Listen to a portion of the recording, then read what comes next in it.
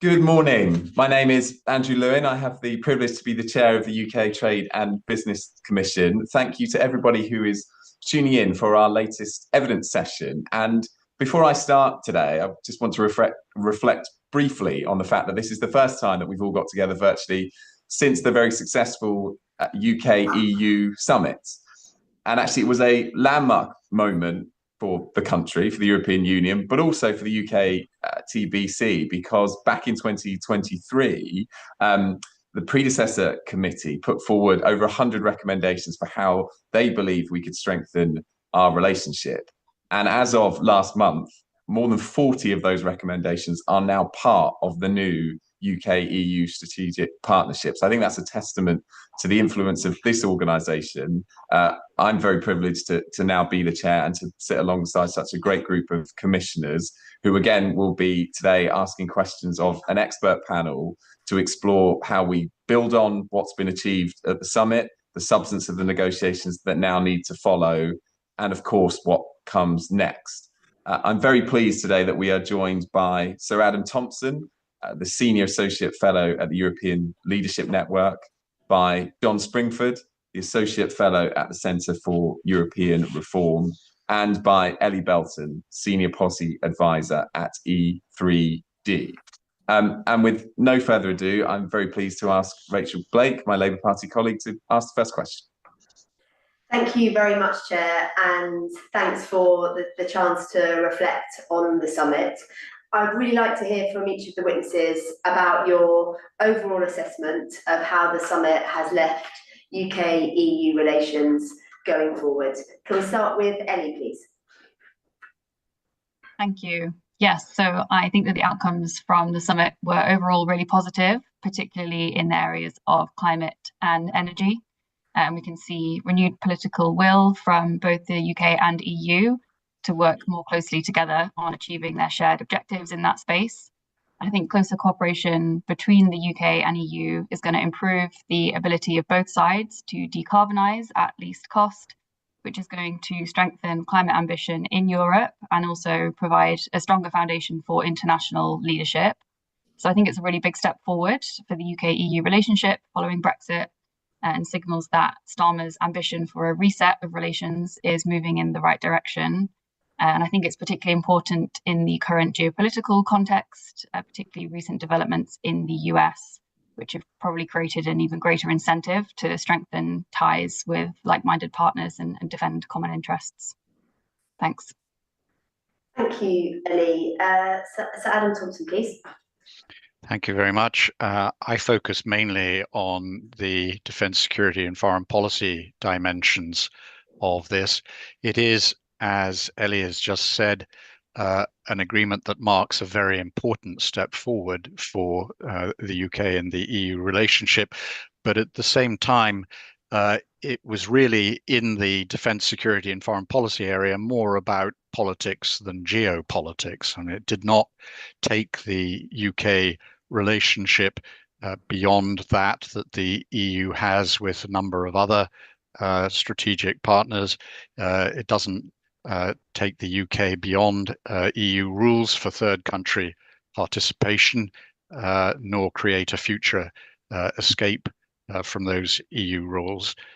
So it was a normalization short of where, for example, the US-EU relationship has got in defence and security, or even the Canadian one. But it does, importantly, complete the unfinished business of the political declaration that accompanied the withdrawal agreement. So we're kind of back to where we should have been had the Johnson government chosen not to go forward with a defence and security relationship with the European Union. And to that extent, it's very positive. It is permissive. It now creates opportunities to develop the relationship further. Thank you, Sir Adam. John? Yeah, I think this is all just about your starting position, really. I mean, in the sense of where we were after the agreement of the TCA, this is clearly an improvement. But obviously, compared to EU membership, it's still a major downgrade. I mean, the really big change, I think, compared to the principles, at least, which the Johnson government established as the kind of grounding principles for negotiations with the EU, have been breached. So the fact that we are entering a negotiation about dynamic alignment in agri-food, in energy, you know, to a certain extent, that's something which is new and important, and perhaps heralds the possibility of going further. But we have to remember that we're still within a TCA framework, and that plus the other red lines which the UK and the EU have means that, at least in terms of the impact on the economy, it's limited. It's a good offset, which is good to have, but we shouldn't go overboard. Thanks. What I'm hearing from phrases like normalisation and completing unfinished business sounds. Would it be fair to say we're sort of back to square one? Is that a fair characterisation, Adam? Yes, I suppose so. I mean, it's a necessary step to get to a place where the UK and the EU can develop a more productive relationship. That, as I said, in the defence and security foreign policy field, it now opens up possibilities, and it really depends on the two sides as to how they choose to implement, but it has potential. I raised this question at the Treasury Select Committee yesterday, and we talked about the potential for growth, and in terms of the scale of harm to the overall economy, the stage at which we can see recovery is still some time away. Well, that was certainly the governor's. That was what I heard the governor say. Obviously, that we can check back on the governor's own words. But John, would you say is that where you stand as well? Yeah, I mean, it's very difficult to know how long the kind of drag that the trade barriers imposed by Brexit is going to go on for. There are some good reasons to think that a lot of the adjustment that the economy has made to Brexit has come through. And, you know, there is some headwinds, some behind winds, whatever the phrase is for that, to growth, in the sense that energy costs are coming down. And sterling is rising a bit, which puts more money in people's pockets. So it's difficult to know exactly, you know, how economics forecasting is very difficult. So we don't know if the OBR's fairly positive view about future economic growth is right, or the Bank of England's more pessimistic view. I mean, in terms of the summit itself, we're looking at very small impacts. Perhaps 0.3 to 0.5% over 10 years. So it's unlikely to make an appreciable difference to the growth rate. And if I may, Chair, just one more question is about a really important part, I think, of the outcome of the summit is a commitment to annual discussions, and that clearly establishes a constructive and grown-up ongoing relationship about and a chance to revisit different themes as we go forward. Would you say that this was as good as it possibly could have been given the constraints, or are there any parts that of the summit or discussion topics that perhaps could have been addressed now but still will be able to be addressed next year? John?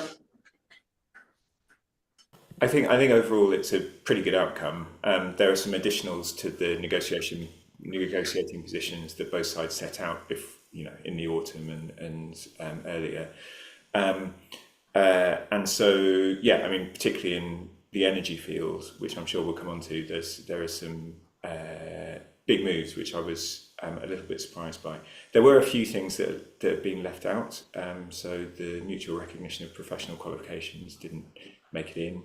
The other thing which has been a particular bugbear is mutual recognition of conformity assessments for the UK. That also didn't make it in. But overall, I think it's a pretty good outcome given the constraints that both sides set themselves. Thanks. So Adam, on that topic, was there anything else that within the constraints you think could have been done this time and therefore will have to be done at the next talks? No, I think it, as I'm sure we'll go into more detail on, I think it's really now a question of implementation. Great. Ellie? Yes, I would agree. Great. Thanks very much. Over to you, Chair. Thank you, Rachel. I think this is timely because John talked about big moves on energy, and Jeff, you had a question on that exact subject.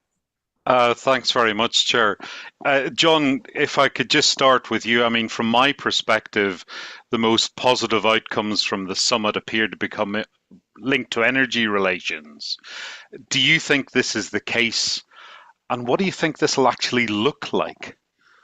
Could I tie you down? Yeah, absolutely. I'm sure Ellie has got lots to say about this and is more of an expert than me, perhaps. But I mean, on the ETS linkage, then we have a kind of model which is there already, which is a Swiss EU agreement on ETS. And so, you know, that seems like something which can be done relatively quickly, and EU officials suggest that that's possible. And, you know, that will be really important because of the carbon border adjustment mechanism charges that are due to come in 2026. So, you know, that needs to be done in short order. So, you know, there's a question about whether that happens, but it would be good if it did. On electricity trading, which was the surprise, I thought, because the Commission has historically been opposed to this. So this would require the UK wholesale market to be, quote unquote, recoupled with that of the EU. That's also going to require dynamic alignment with EU rules. Some of those might actually be quite controversial in the UK. We can get into that. But I think there's, in a way, the EU and the UK are doomed to cooperate here because the North Sea is such an important location for offshore wind investments. And as renewables rise in the mix, electricity trading becomes more and more important simply because of their intermittency. Yeah, I think it's an important step forward and one which was a positive surprise at the summit. John, thanks very much. Ellie, John's been good enough to line you up for me. I mean, given the discussions about CBAM and also the comment about linking back into ETS and alignment, you mentioned climate ambition, and I would be glib enough to throw in the Draghi report, which seems to have disappeared. How would you take the view regarding the positive outcomes on energy and this piece? Apart from words, what does it look like? Thanks. Yeah, so I think as we were saying before, it is a really positive step in the right direction, but there's still a lot more work that needs to be done.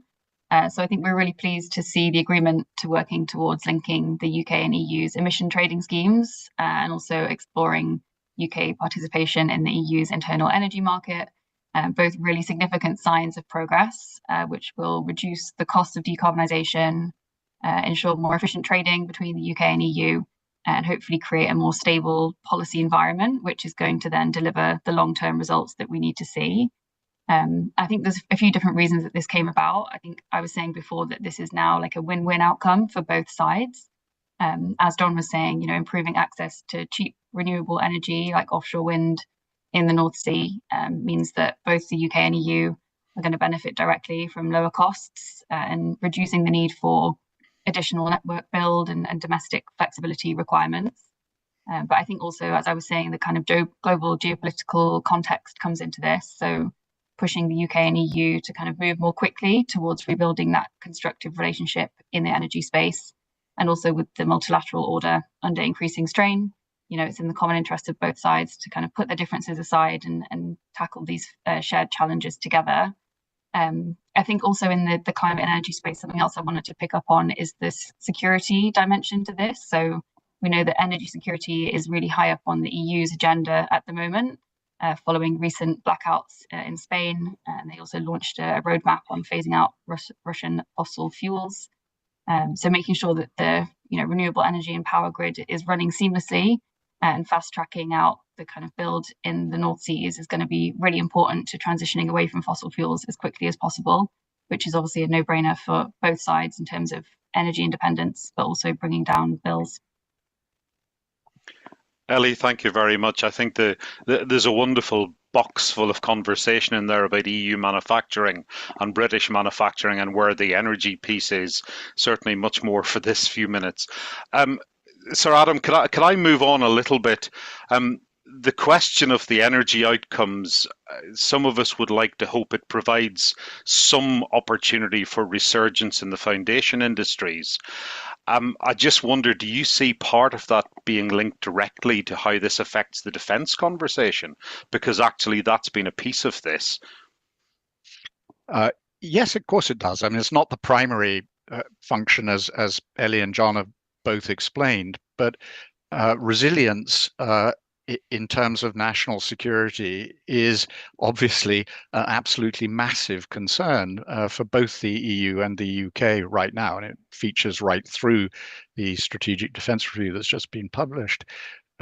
So anything that can help UK energy resilience and on the other side the EU's is going to be very welcome. So it falls into a similar sort of box to, for example, cybersecurity or even countering foreign hostile disinformation as part of a very massive long-term challenge in building resilience against hostile threat in the 21st century. Thank you very much. The gleam of opportunity. Back to you, Chair, if I may. Thank you, Jeff. Next up, another of my colleagues in Parliament, Ellie Towns, please.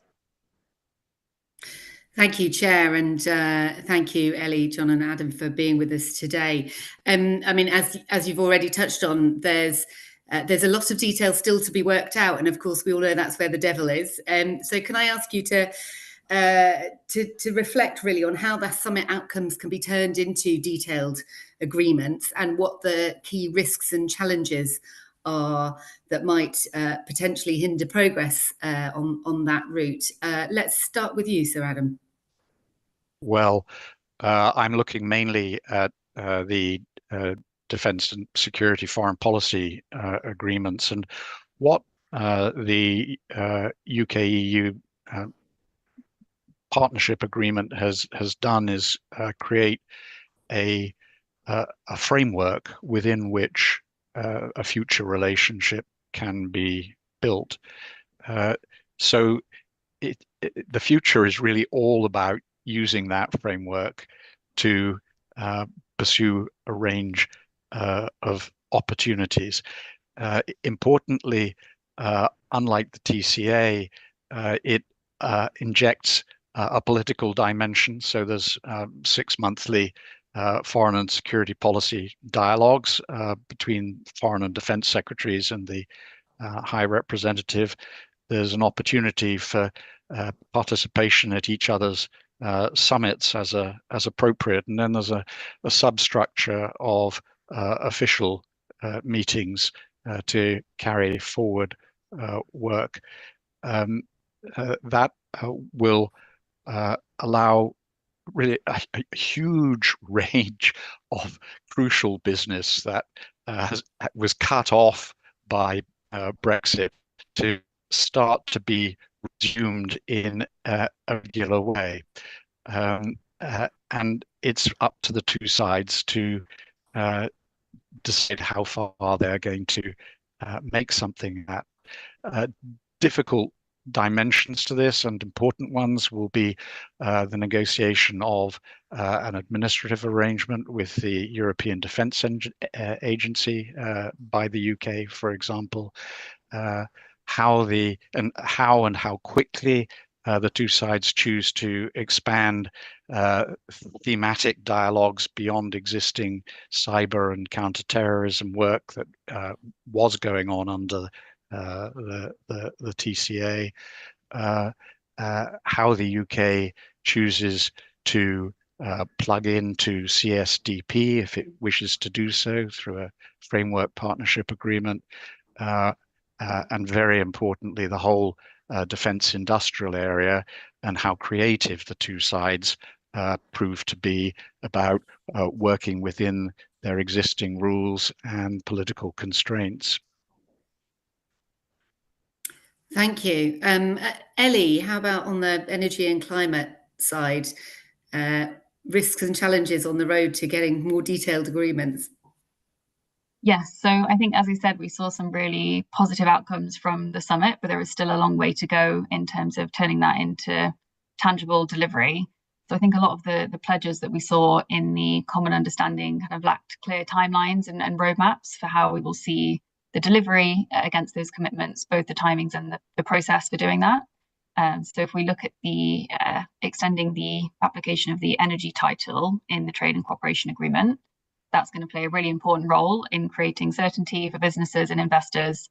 But we still don't know yet exactly how and when that energy title will be renegotiated or amended before it is renewed. And I think really importantly on linking the emissions trading schemes, John mentioned this previously, but the EU's carbon border adjustment mechanism will come into force in January 2026. And so businesses and exporters will need clarity as soon as possible over whether there will be exemptions to that CBAM. We can expect the negotiation process for ETS linkage to take some time. It will be lengthy and complex, but whether there's a sort of bridging mechanism that could be introduced in the interim period to provide that certainty for businesses, I think would be a really important and helpful thing to see. And as I said before, turning these commitments into something tangible is really going to require continued, consistent political will on both sides to move the negotiations forward at pace. And that could be challenging given the competing priorities that both sides are facing in the global landscape at the moment. But I think that political, leader level support is going to be really important on driving things forward. Thanks, Ellie. And so there are some hard deadlines on some of these things, aren't there, like CBAM? But in other areas, perhaps where there aren't such hard deadlines, it might be harder to generate the oomph to prioritise the shift to detailed agreements, perhaps. John, would you like to follow up and perhaps cover anything that Adam and Ellie's have not yet? Yes, very briefly. Maybe David Hennig might disagree with this, but or might have better information. But my sense is that because there's going to have to be a new mandate on the EU side, which has to be agreed between the member states, then negotiations really aren't going to kick off in earnest until the autumn. So there is a real question about Ellie's point about ETS and CBAM. I think the other potential tricky parts are going to be in kind of two fields. One is what EU rules will the UK have to dynamically align to in order to be able to achieve a reduction or elimination in trade barriers. And the incentives for the EU are obviously to widen that and the UK to narrow it. So I think that's going to be tricky, and that could potentially be difficult in both energy and agri-food. Energy because of the fact that there's so much state aid that goes on in the energy field. So there might be some discussions about that. And on agri-food, then obviously it's such a sensitive area, not just because of farmers, the political economy of farming, but also because there's obviously risks of contamination and so forth. So I think that's going to be tricky. And one other point that I'd make is that in the electricity fields, then there are a lot of EU rules that are quite binding here, such as the requirement that 70% of transmission capacity in a member state has to be given over to electricity trading by the end of this year. Lots of member states might not meet that, but it does kind of potentially provide a bit of an area of trickiness for the UK because its grid is quite constrained, and so that might be quite difficult to agree. And then the final question I just have is about, will we see the kind of logic that we've seen in previous negotiating rounds where the EU has done nothing is agreed till everything is agreed, and the UK has tried to interrupt that. I mean, making an agreement on fish has probably unlocked that a bit, so maybe we can accelerate on ETS in some parts of the common understanding faster. But I worry about the youth experience scheme, because that has really been kicked into the long grass, and I worry that that dynamic is going to come back. Thanks, John. Me too. Back to you, Chair. Thank you, Ellie. David Hennig, you were invited to comment on when we think negotiations will begin in earnest. I didn't want to pass up that opportunity to benefit from your expertise. What do you think? No, I agree with John. Thank you. Okay, next question, I believe, is for Alison, please. Yes, thank you, Chair. So not to dampen the positivity around the summit, but I wanted to turn for a moment to what wasn't included in the outcome. So I'd love to hear from the witnesses what they feel are the most strategic opportunities for enhancing the UK and EU economic cooperation, particularly in areas like investment, innovation and supply chain resilience that were not included. So if we could go to John first, please. Yeah, sure. I found this question quite hard to answer. I mean, on the innovation side, UK is an associate member of Horizon, and I think that that's got, well, maybe not including Reform UK, but cross-party consensus about that. But I wonder how much further we can really go, given the fact that, at least in the economic field, that's the main agency for cooperation on innovation, and it's obviously very important. Obviously, Adam might have some views on defence innovation, and I think there are areas where you can go further. You know, your reports and others' reports suggesting unilateral alignment with EU rules could help. So I note that the UK has done that with its recent clinical trials regulations, unilaterally aligned with EU changes there, which will help with innovation. So there are powers that the UK has itself. On investment, I think neither side really want the UK to participate in any further kind of big investment schemes like the recovery fund, post-pandemic recovery fund. And on kind of private sector investment, the EU's own initiatives like the Capital Markets Union have stalled a bit. So I think in those two areas, I can't see there being huge changes. On supply chain resilience and trade, I mean, the EU itself is starting to row back on some of its supply chain rules, or at least there's increasing pressure driven by the corporate sector on some of that. And I know that's been filtering up into France and Germany in a general push towards some deregulation in that area. But there's kind of broad agreement, I think, at least in terms of the relationship with China, that particularly in automotive, then Chinese battery technology is going to be helpful and needed. They have to be very careful about it and how it's going to work. I.e., the US, you know, completely tough on China policy isn't really there in either the UK and the EU. So I think there's possibility, at least, for them to arrive at kind of similar answers. Whether that actually leads to kind of more formal agreements between the UK and EU, I'm not sure. But I think, as Adam has been pointing out, I think the opportunity for much more regular dialogue and a better relationship will at least help the kind of soft alignment in those areas. Thank you. Ellie, do you have anything to add? Yes, I wanted to add something on international climate leadership. So I think, as we've said, it's been really positive to see some progress in terms of UK-EU energy cooperation. But I think there is a bit of a missed opportunity in terms of the UK and EU working more closely together at the international level to advance the energy transition globally. So the UK has an initiative called the Global Clean Power Alliance. The EU has an equivalent initiative called the Global Energy Transitions Forum. These two things have very similar objectives, working with partner countries to increase renewable energy capacity and improve energy efficiency globally. And I think some kind of alignment or working together on these initiatives to build a common dialogue for international energy cooperation would help to drive better outcomes globally and strengthen both the UK and EU's position on the global stage in that space. So I think it would have been great to see some more progress in that area. Thank you. And to say, Adam, if you've got anything around innovation and supply chain resilience. Yes, it's really hard to assess how much long-term economic benefit there is in this, but the partnership agreement does open the way, both formally and politically, for the EU and the UK to work more closely together in the defence industrial space.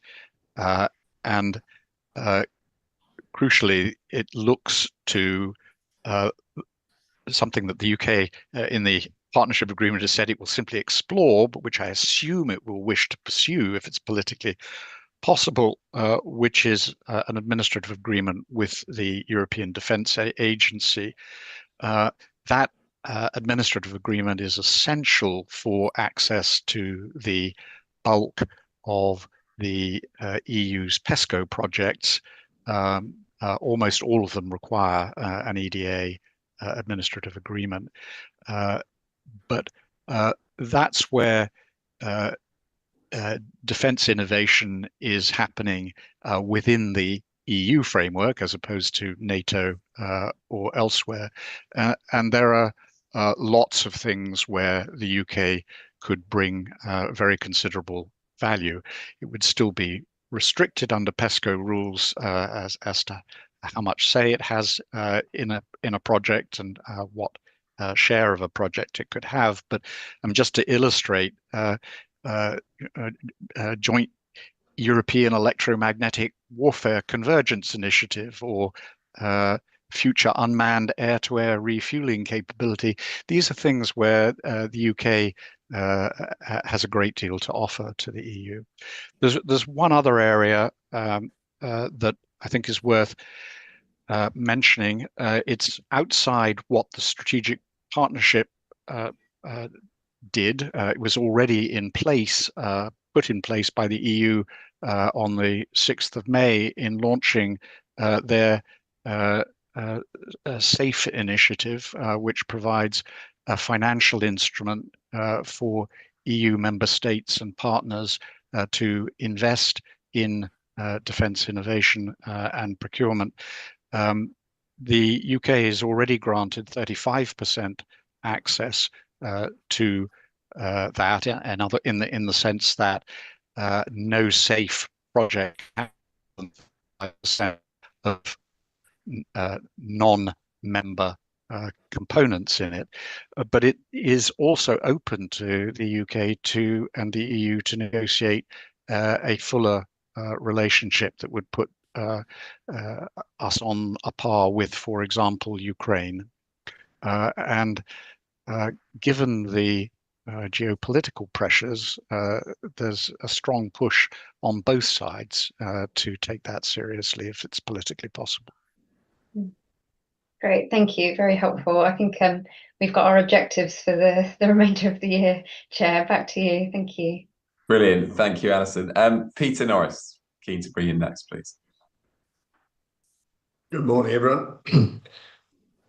Just pick up on the security or the geopolitical theme again, and perhaps invite each of the witnesses to be a bit more speculative in forecasting how the process of collaboration between the EU and the UK might be able to adapt if the geopolitical situation, particularly as it involves Russia and China in Asia Pacific or in Europe, were to continue to get worse or might even lurch to a truly awful situation, given the recent comments that the US has made about China's readiness to invade Taiwan in short order and so on.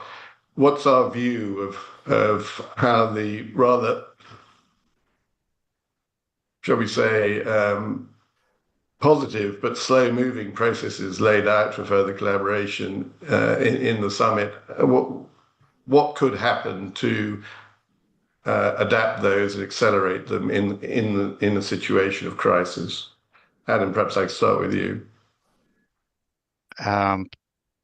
Well, I think my first observation is that if you're looking to the UK-EU strategic partnership agreement for an indication of the answer, you're not going to find it there. I mean, there was no sense of really of geopolitical urgency or drive in that agreement. It was kind of a reset to get you to first base.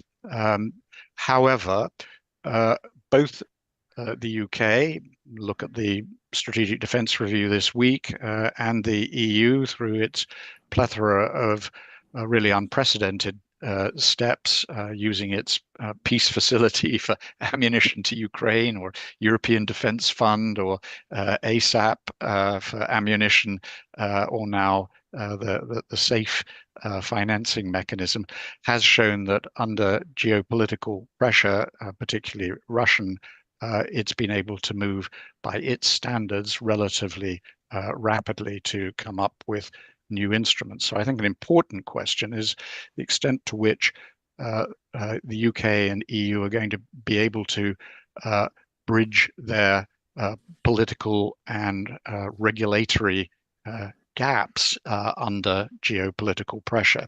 And the evidence is not there for that yet. I think the real driver of dramatic change, I hope it never comes, but would be a US withdrawal from or massive disruption of NATO. In the defense, security, and even foreign policy field, it is NATO for the UK, and indeed, as far as the EU is concerned, for collective defense, it is also NATO. If that changes, then we may see a very different EU-UK relationship being forced. I don't think NATO would actually collapse. I think it would become European, but it would become very urgent to accelerate the NATO-EU relationship. And I think the UK-EU relationship would be swept up in that. I hope that's helpful. It is helpful, but do you have a view as to what the UK scenario planning around this should be? I assume it is going on intensively.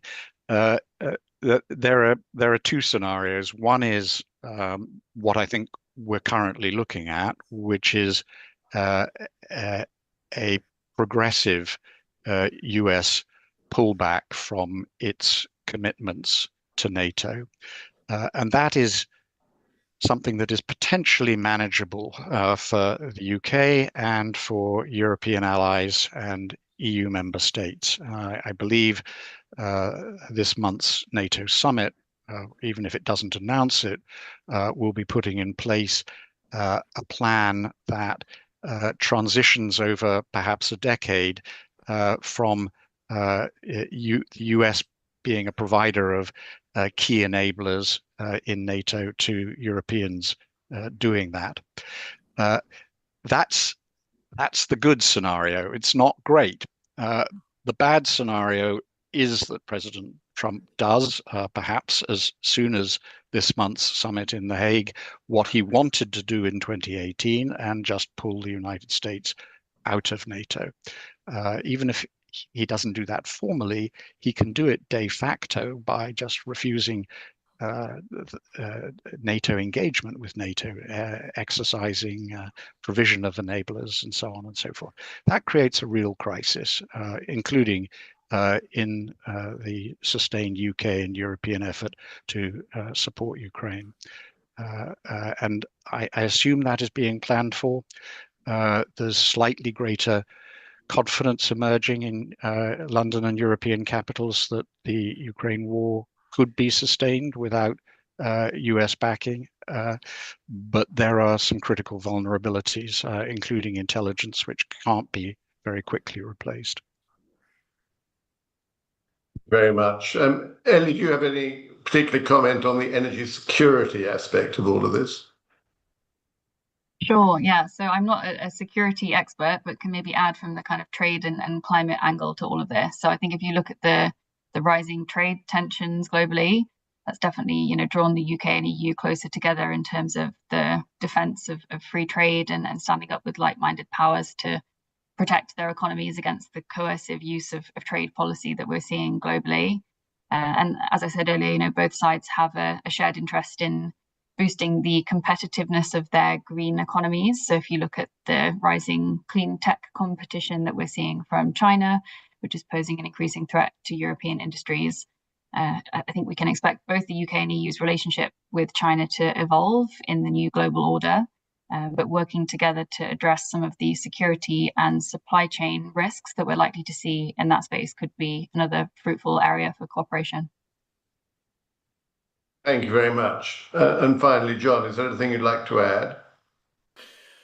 Nothing huge, and it would all be quite vague. I mean, one just small point is just about you sort of fraying global trade order. I mean, broadly thinking about that and other issues, the UK and the EU are pretty aligned. So on net zero, on European defence, and I think they're actually pretty aligned on the fraying trade order as well. And one thing that you could see, particularly as President Trump, the Trump always chickens out moniker is, I think, totally wrong. What he's doing is testing how much economic nationalism he can get away with without the equity markets declining too much. So we're seeing a kind of ratcheting up effect. And I think what that means for Europe, the EU and the UK, is that it puts increasing weight on trade cooperation between the two of them in order to provide any offsetting benefits to the disorder that they see elsewhere. Thank you very much. Andrew, I'll hand it back. Brilliant. Thank you, Peter. Simon, you were due to ask the next but one question, but as it's firmly on the theme of security, I'm keen to bring you in now, if that's okay. Thank you very much, and really valuable conversation so far. Thank you all very much. So may I come therefore to you first? I've listened very carefully to what you've said so far and answered those questions and introductory comments. Thinking ahead in the short term after the defence review in the UK and the agreement, forthcoming NATO summit, and other variables, can you share with us thoughts about how the UK and the EU can deepen our practical cooperation and talk as much as you can about the specifics, and perhaps a bit about the slightly complicated arrangements where there are not coterminous memberships. So I have in mind Turkey, for example, which has a very different idiosyncratic position in relation to Russia, and yet is a full member of NATO and a very important and large member of NATO. So thoughts about those things and specifics. You talked about SAFE and the SAFE initiative. Where are the areas in which we could specifically see further progress over the next year, given the variables in the geopolitics around us? And I think everybody, or most informed Brits, are thinking about these things quite often. Yes. So if we're looking at the short term, one obvious thing that would be nice to see happen is the UK's request to participate in the EU's PESCO military mobility initiative get unblocked by Spain. There's a Gibraltar problem there. Military mobility doesn't sound very exciting, but it's about being able to move your forces to where the trouble is across the European continent, and it is still extraordinarily difficult. So that really needs fixing. I think that beyond that, what the EU brings chiefly to the geopolitical security party is money and trade leverage. So the UK and EU have already been cooperating well on sanctions policy. The new frameworks put in place by the agreement allow indeed force a ministerial level and senior official level and working level official discussion about the Russia challenge, including sanctions, and about how Europe is going to manage in the probable absence of any US resource to help the Ukrainian side of the conflict. And I think that's really important in the short term, if the two sides have got the capacity to conduct that discussion. Beyond that, the geostrategic thing that Europe has to do, and it will be mainly driven by the European Union, is sorting out its defense industry. You can spend even 5% of GDP on defense and get nothing like the bang for your pound or your euro that the US gets for its buck, because it's not an integrated defense market. It's lots of individual countries pursuing their national defense industry and national procurement plans. And although that isn't within your 1 year horizon fixable, it's something that the UK and the EU really have to work on together. As far as other players go, there's one really interesting dimension emerging, I think, highly controversial, very, very political and difficult, but it is nuclear deterrence. The US nuclear deterrent that backs the NATO Article 5 guarantee is no longer fully credible. And that puts the French and British deterrents in the spotlight. The UK already commits its nuclear forces to NATO, and therefore all NATO allies have, in some sense, a UK as well as a US nuclear umbrella. There's a bit of a question about whether France would want or the UK would wish to team up through the Lancaster House Agreement and recognize that threats to non-NATO EU members are also a matter of concern to the United Kingdom at this very strategic level. And by the same token, we might explore whether countries like Turkey benefit in any sense from the French nuclear deterrent. What we're not going to fix, I'm afraid, is the grit in the NATO-EU relationship, which is Turkey-Cyprus, and that has enormously complicated the working of these two great institutions. Thank you very much. I'd like to pursue that just one more time, but Andrew, I just might suggest that this might be fertile ground for us to pick up in our conversations later this year, because there are a huge amount of relevant issues that Sir Adam has touched on, but go wide. Can I just then take on a couple of things, if I may, with you, Sir Adam, from that? The sharing of potential defence production and activity is, of course, something we all also, and government has its own understandably nationalistic desire to make sure we grow as much. If the government's theme is growth, it's talked a lot about growth in the defence economy and so on, and therefore we're, I guess, not going to be very overly enthusiastic to not be developing our own industries here and doing things in partnership as we did in the past with France and so on and so forth.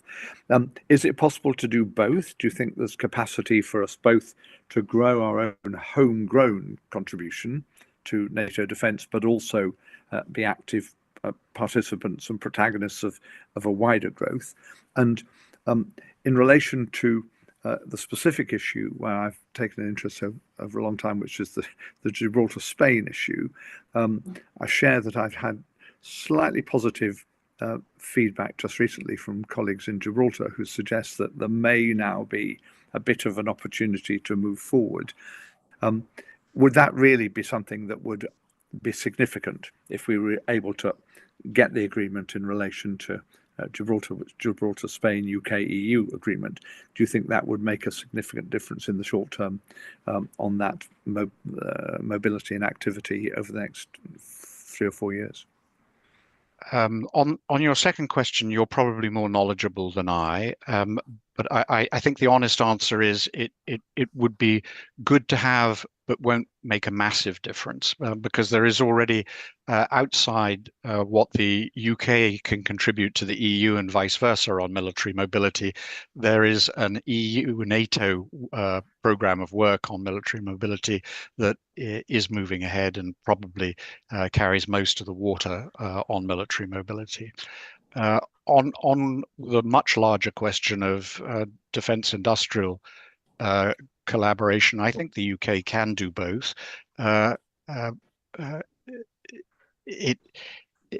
lot of money is now going into defence industry. It disappoints me a little bit, but I understand it that John Healey says that 75% of, at least 75% of UK defence spending is going to be spent in the United Kingdom. But that leaves some opportunity for partnering, and the EU has opened doors for a roughly comparable level, 35% of partnering of UK manufacturing in the defence field. More generally, and very quickly, perhaps we can return to it. The dream would be defence industrial consolidation, so that you had in Europe large defence primes like in the United States that could compete globally and help drive down costs. That's not going to happen, certainly not very quickly, although the UK should sustain a close conversation with the European Commission on their ambitions in this area. But there is, I think, very rapidly rising scope for major defence project collaborations between the UK defence companies and their EU-based counterparts. And that should be something that is very strongly fostered by both sides, in my view. Thank you very much, Andrew. If I could do a very quick last question, although I'm conscious it could have lots and lots of conversational answers. Again, to John, others might want to come in. Is there a chance of more effective collaboration between the UK and the EU, in your judgment, in relation to sanctions against Russia, particularly in relation to the matters that I know are on the G7 agenda, in part, which are Russian state assets in EU countries and in the UK? My impression, but maybe I'm ignorant on this, is that the UK and EU are really closely aligned on sanctions pretty much across the board. So I'm not sure how much scope there is for even deeper, better collaboration. But I would imagine with the prospect of US abandonment that both sides have a very, very strong incentive both the EU and UK in coming to agreement on the way forward on sanctions. And that includes not just incidentally deepening, but also at some future point, lessening sanctions, which is going to be, if there is ever any agreement with Russia over Ukraine, that is going to be even more political than the question of imposing them. Thank you very much, and apologies to John and Ellie that I've concentrated on those matters with Sir Adam. Andrew, back to you, but lots of stuff for future conversations, I think. Absolutely, thank you, Simon. We could certainly do an entire evidence session just on this hugely important subject. I wanted to ask, as chair, we've talked rightly a lot about defence, but whether there are other non-traditional security areas, particularly cyber, actually, where our panelists today see there to be scope for much greater UK-EU cooperation. And John, perhaps I can start with you on that one, please. Yeah, absolutely. I'm not an expert on cyber at all, so I might leave that one to Alan. I mean, one thing that I think is important and is tricky is that and Ellie might also have some views on this, but the rise of offshore wind, and obviously also the rise in data, quote unquote, interconnectors between countries, particularly when they are under sea, is a real risk. Well, overall, particularly in the energy field with electricity trading, as we electrify our economies, interconnectors between grids are enhancing of energy security, because if you have intermittent renewables and more electricity trading, then it reduces the risk of brownouts or price spikes or whatever. The problem with policing undersea cables against sabotage in so-called asymmetric warfare is that it's very difficult to do, because obviously the main sites for offshore winds, the North Sea, Baltic, are major shipping lanes, and they're extremely long. The undersea cables are extremely long, so policing them is very difficult. But one thing that grid operators have been telling me is that it's possible to make the cabling more repairable. And so I think there's opportunity for dialogue between the EU and the UK on how best to do that. And obviously, a lot of these dialogues are also going to take place bilaterally between the two countries on either end of the cable.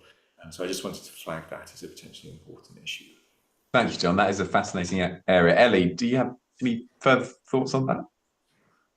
Thanks. Yeah, so also not a cyber expert, but did want to bring in a point on climate security, talking about the kind of the real tangible impacts of climate change that we're seeing that are now increasingly, reshaping the geopolitical landscape and also impacting national and international security priorities.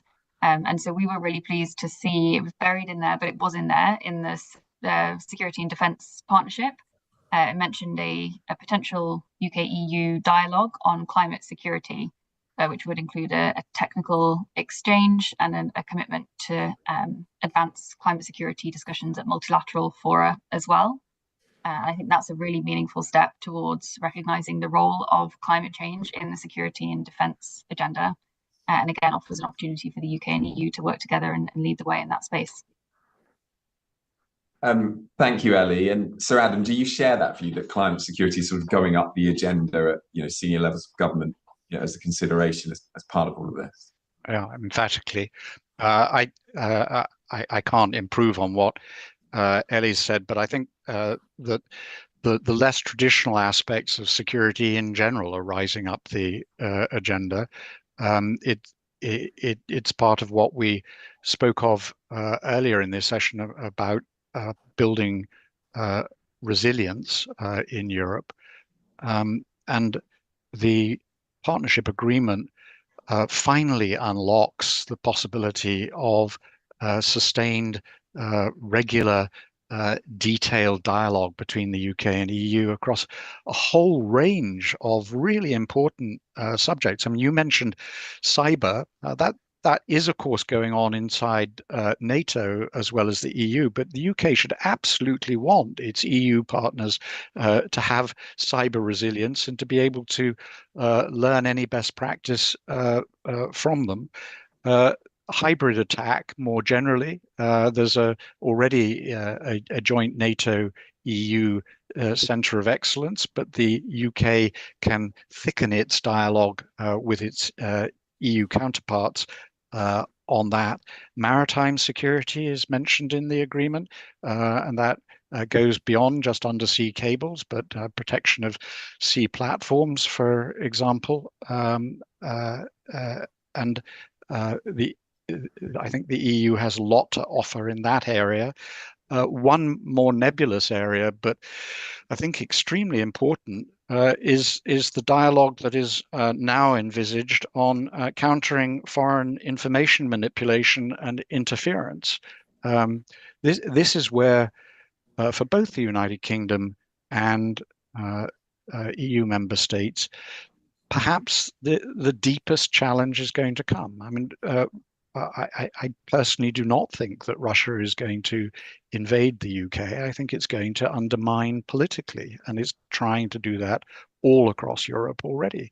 We're seeing even the United States putting its finger on the political scales in Europe.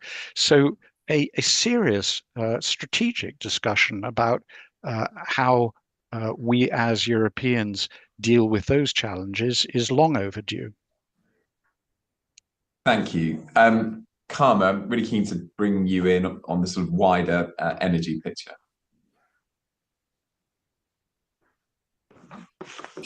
Sorry, I'm muted. Sorry. Thank you, Andrew. Thank you, Chair. Perhaps this question, first of all, for Ellie, and then if our other panelists would chip in as well with any thoughts, that would be very helpful. So we've talked about, there's been reference to energy security across many aspects of the discussions at the summit. But I wondered, Ellie, if you could start us off on a conversation about how do you think the deal to link the EU's emissions trading system and the carbon border adjustment mechanism could affect any of the UK's other negotiations and trade deals, such as that with India, for example? So perhaps you could share your thoughts on that with us. Sure, yes. So we were hearing in the negotiations between the UK and India for a free trade agreement that India was seeking an exemption to the carbon border adjustment mechanism that the UK is planning to introduce. And as we know, the EU's CBAM will be effective from January 2026, so about 6 months away now. I think the negotiations to link emissions trading schemes are really important in this space, but not necessarily prohibitive in terms of how both the EU and UK go on to develop the design of their CBAM. So the intention is that linking the emissions trading schemes would create an exemption to CBAM fees, but it doesn't necessarily mean that the design of the CBAM has to be exactly aligned. And so, as we understand it at the moment, there is still, that policy autonomy on both sides to develop the CBAM schemes over the course of this year. And our understanding is that the UK CBAM will still be effective from 2027. That's the current plan, so a year later than the EU CBAM. But I think the really important point, I mentioned this earlier about the intention to link emissions trading schemes, is that this negotiation could take some time, probably longer than 6 months, which is when the EU CBAM comes into effect.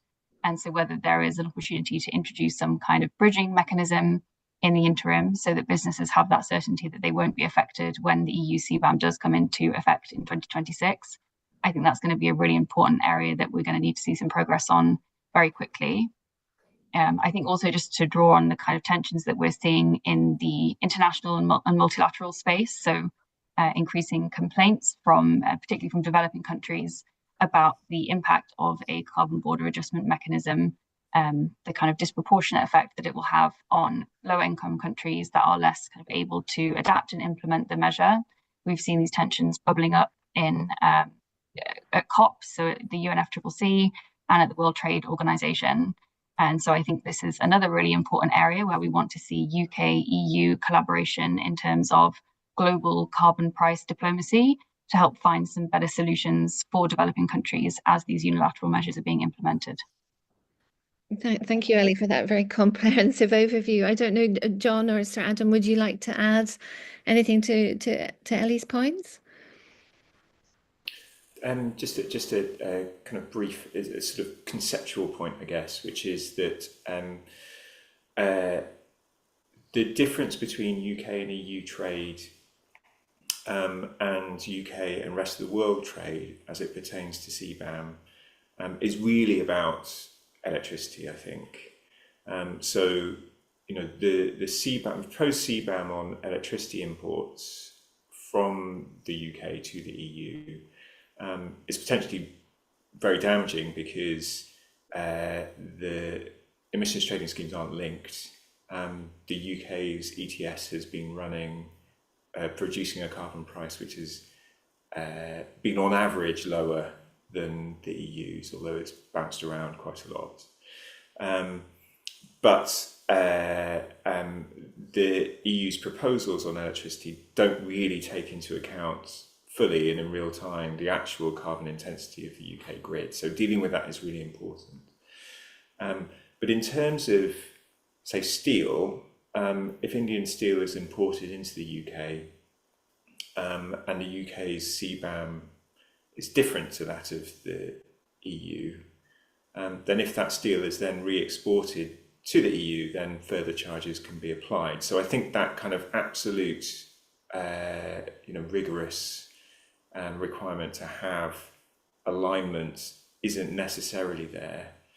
The big question I would have is if the EU's CBAM expands to a lot of other products, and that's where I think there might be some potential risks for the UK. If the CBAM expansion doesn't take into account properly the emissions that are embedded in those presumably goods that get exported from the UK to the EU. But that's all quite a long way away, and there's real speculation about whether that kind of CBAM can ever really be possible given its complexity. Thank you, John. So Adam, I don't know, would you like to add anything to that discussion? I can't on specifically energy. I'd just make a more general point, which is about cake, really. The UK finds itself, alas, outside the European Union, so it's got choices across a whole range of, well, more or less every aspect of international business. So it is going to be, whether it is on its relationship with India on energy, or its relationship with, I don't know, Turkey or even Hungary on human rights, it's going to be juggling judgments about national interests with a relationship with the European Union. That is, I think, the existential state of affairs for the foreseeable future, and it simply requires particularly agile, intelligent, and well-informed diplomacy. So that there is, if there's a point in what I'm saying, it's really about capacity and it's about political will.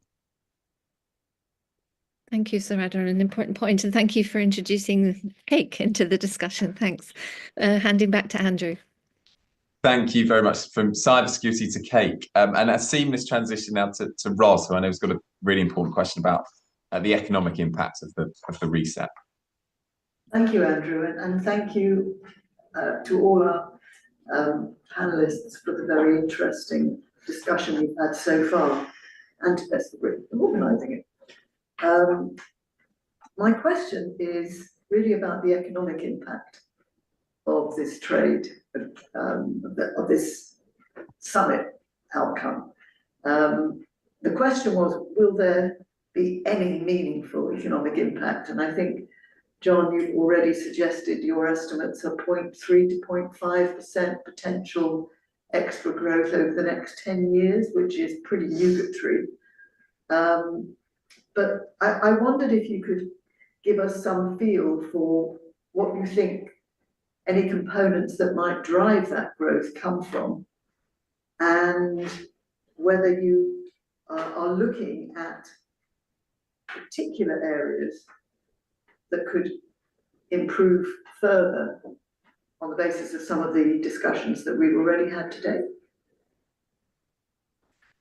Yeah, I mean, I said 0.3 to 0.5 in a way because it seems as though the EU is backtracking from its original pretty maximalist idea about what a youth mobility scheme would be. And if we're just thinking about GDP, overall economic output, then having more people in your country, particularly if they're in work, which young Europeans in the UK always have very high employment rates, then that's really one of the big drivers. If you want to raise GDP, then having more people in work is one of the best ways to do that. But we've had a kind of backtracking from the maximalist vision that the EU set out, which was 4-year visas, no or very low visa fees, for students being able to pay home fees and so forth. So I would expect that kind of maximalist vision not to happen. The real question in terms of what that would mean is when I went through line by line all of the negotiating asks which either side had put out before the summit, then I found that the youth mobility scheme probably had the biggest impact on GDP, potentially. It's very difficult to forecast numbers, but it could potentially have that. That said, you know, the SPS agreement, the government's done some of its own modelling on this. You know, that might raise GDP in the long run by 0.1. The ETS linkage had quite surprisingly large impacts, which I was a little bit surprised by. But you know, there's no reason to doubt the wonks in DESNES. So they're looking at another 0.1 there.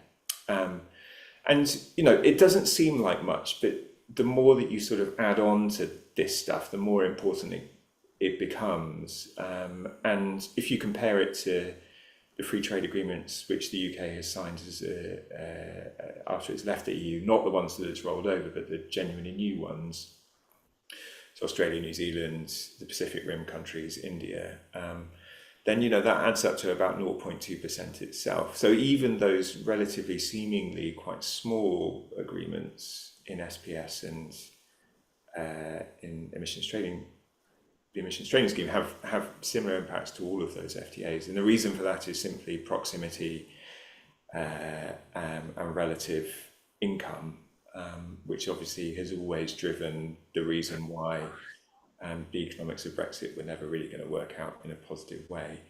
In terms of what could be done to raise that further, I think if you really want to get some significant differences, then some of the red lines on either side would have to go. Realistically, given the negotiating power of the two, then those red lines will have to go in the UK more than they will in the EU. The number one of those is free movement, you know, if you wanted to pursue kind of dynamic alignment in other sectors of the economy, you know, chemicals, pharmaceuticals, all of that kind of stuff, in exchange for there being few to no border checks, or that UK produced products could just be put on the EU market as though we were a participant in the single market, then free movement is going to come up quite early in that set of conversations. And, you know, officials have said that, you know, EU officials have said that SPS and electricity trading, maybe SPS a little bit less so, but electricity trading, this is participation in the internal electricity market. So it's always been a stretch. So I think if you want to get the big benefits, you've got to soften or erase some of your red lines. I think that's ever thus. But you can still add on little increments here and there to offset some of the losses of Brexit. Thank you. Ellie, do you have anything to add to? Thanks. Yeah, just wanted to make a quick point about the economic potential in the North Seas. So increasing energy cooperation in the North Seas. The modelling done by my colleagues at E3G found that developing an integrated or a meshed offshore grid could generate up to £50 billion worth of cost savings by 2050. So that comes from reduced network costs, but also facilitating more efficient electricity trading with the EU. And so the outcomes that we've seen from this summit, as I said earlier, are like a really positive step in the right direction to be able to realise some of this growth potential. I think the numbers on ETS linkage and the SPS agreement are around 9 billion by 2040, so quite sizable, as John was saying, and an exemption from the EU CBAM as well. We'll be looking at around 800 million for businesses affected in those sectors, which would otherwise have been funneled into the EU's budget. So there are some really tangible economic impacts in the energy space. But as we said, this is really just the first step towards kind of realising that economic potential. But I think, you know, the UK rejoining the IEM is a very positive signal that we're heading in the right direction. Thank you. And Sir Adam, you talked about the agreement so far being necessary, but by no means sufficient to improve the outcome of Brexit. And you also mentioned that there could be closer cooperation on defence and industrial policy. But to what extent do you think the government's drive towards self-sufficiency for the UK, given the increased global threats and some of the dependencies that we have on other countries and indeed NATO, might conflict in areas like defence or energy or even medicines? Well, the short answer is there are going to be tensions, and this is played out not just between the UK and EU, but right across the European Union too, in the defence space, balancing the advantages of streamlining defence procurement, for example, with making sure that the money goes to your national defence industry. But as I suggested to Simon, I think that allowing for all the national politics and frictions, there is still growth potential as a result of the partnership agreement in the UK defence industrial relationship with defence industry in the European Union. It depends how it's played, but the UK is in Europe a large player. When it left the EU, it took with it 20% of EU defence capability and 25% of EU defence research and development. So I believe that although this will take time, this is very definitely years and even decades rather than months. The UK can not only invest in its own defence industry, but pick up business across Europe. It's very, very case specific. BAE Systems will have quite delicate judgments to make about the balance between its European and its US business, for example, and that becomes quite geopolitical under President Trump. But other UK companies, I think, should be able to gain greater access to the EU defence market.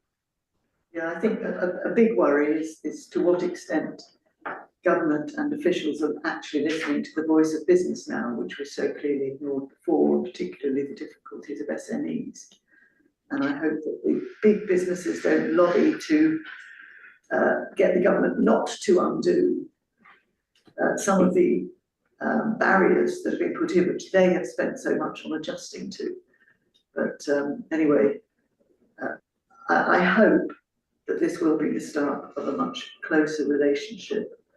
And thank you all for your evidence. And Chair, I apologise, I've got to leave in a couple of minutes. But back to you, Andrew.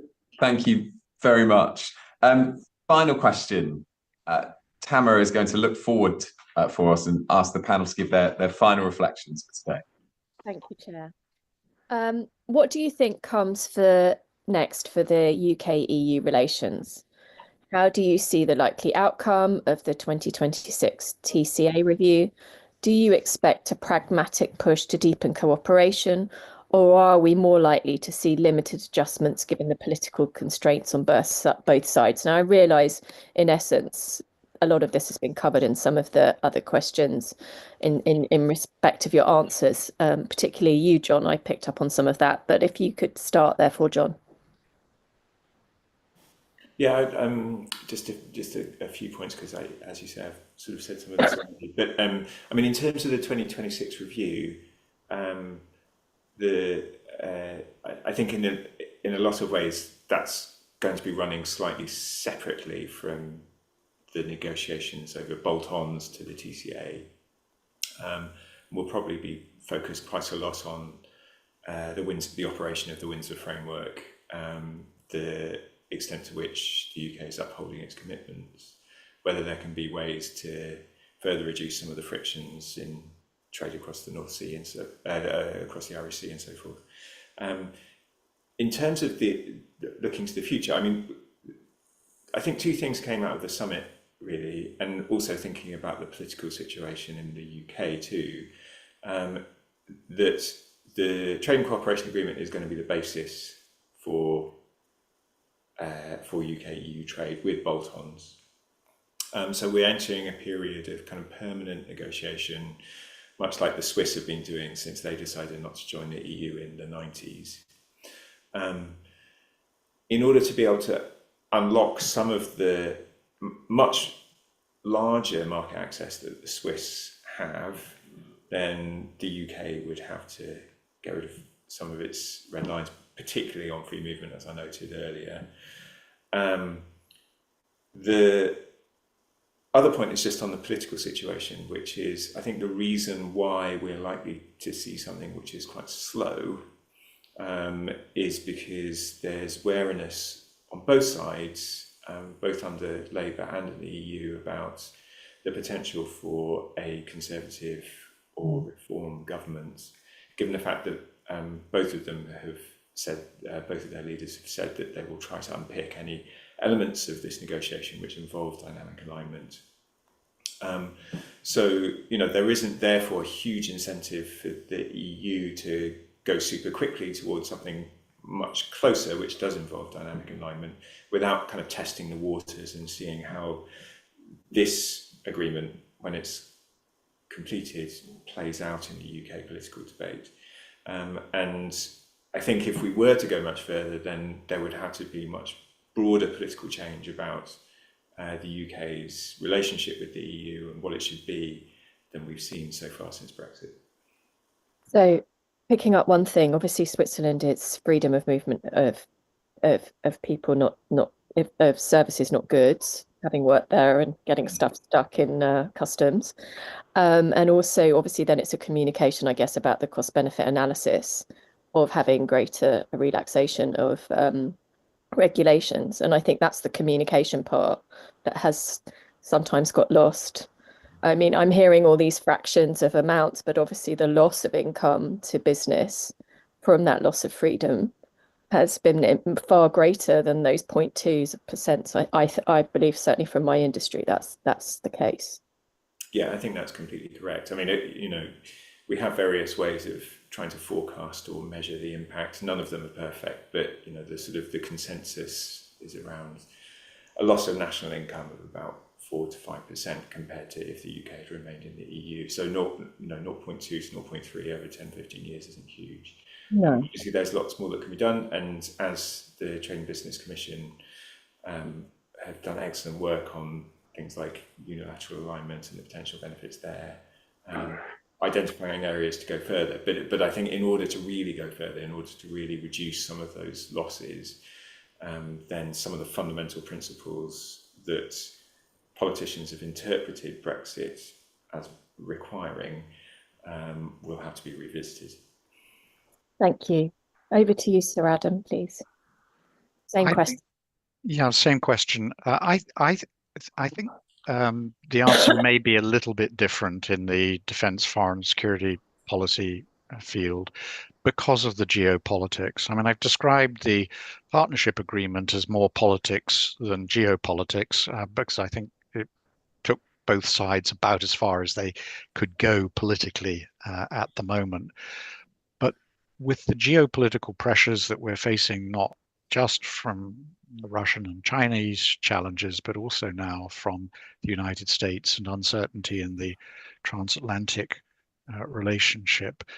And although the UK will always want to pursue its primary defence interests through NATO, nevertheless, there is a very strong geopolitical imperative for the UK to make sure it can work as well as possible with the European Union and support the NATO-EU relationship better.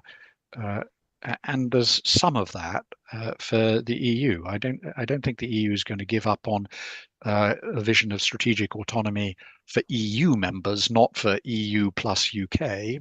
But nonetheless, given the UK's comparative defence weight in Europe, there's a real interest in having access to everything that the UK can offer in defence and security, and indeed in foreign policy. So I'd be inclined to characterise what we're likely to see as a pragmatic push rather than limited adjustments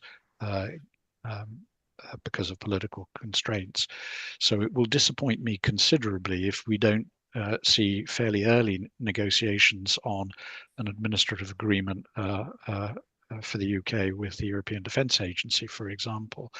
And we see in the press talk about UK-EU discussion, not just UK-European member states discussion about the, I think, very promising idea of a global defence, security and resilience bank that would allow both the UK and the EU to get round some of their political constraints, because it could fund the UK on the one hand and EU member states on the other without having to adopt respective existing regulations. It's a new instrument. It won't be quick, but it has a powerful potential for fueling greater UK-EU defence industrial collaboration outside SAFE and other mechanisms. So I'd look for relatively rapid progress, perhaps not on the thorny subject of framework partnership agreement for CSDP, where you get very ideological about whether UK troops can be commanded by a European commander. But in the defence industrial space, I think it's a bit more promising. Thank you, Adam. And Ellie, over to you. And also just thinking from my sector, obviously the UK is behind on extended producer responsibility commitments. Versus, say, the EU, which is leading on that, which obviously therefore has consequences in terms of investment and trade. And with thinking of your work, I just wonder what you see coming from the same question, really. Thanks. Yeah, so I agree. It's really going to be about political will, continued and consistent political will on both sides. So I think if you look at the economics of the energy transition, they're there and it's trending in the right direction. So it's making sure that we have the political backing to capitalise on that opportunity from both the UK and EU side. I think in terms of tangible next steps, we have the North Seas Summit taking place in Hamburg in January, and that's going to be a really key venue for defining shared goals and delivery mechanisms in terms of turning some of this ambition into reality. I think it'll be really important that the UK has full participation rights in that summit. Both head of state and energy ministers, and topics including like spatial planning and cost sharing arrangements to accelerate network build out in the North Seas will be really important to making sure that this commitment to economic energy cooperation in the North Seas turns into reality. And I think the final point I'd make is just getting some really clear delivery timelines from government on both sides. So this is in terms of ETS linkage and CBAM mutual exemptions, and also on ensuring full UK participation to advance energy cooperation in the North Seas. Thank you. Thanks for your very succinct answer, Ellie. Back to you, Chair. Thank you, Tamara. Well, look, it falls to me to wind up today. And first of all, to thank Sir Adam, John and Ellie for what's been an excellent session, and for all of the commissioners for your typically insightful questions. I mean, the breadth of discussion has been extraordinary, hasn't it? We've covered everything from climate security and cyber threats through to the nuclear umbrella across Europe, the carbon border adjustment mechanism, and where we go next on youth experience. And that says to me just how important this EU-UK relationship is to so many strategic issues in our country. I think there was a shared view that the summit marked a necessary and welcome step forward, that there are new possibilities, but now is the moment to seize them and to keep up the momentum. And I know in the UK Trade and Business Commission, we will be doing our very best to stay close to the debate, to help steer it where we can, and look forward to speaking to you all again soon. Thanks again.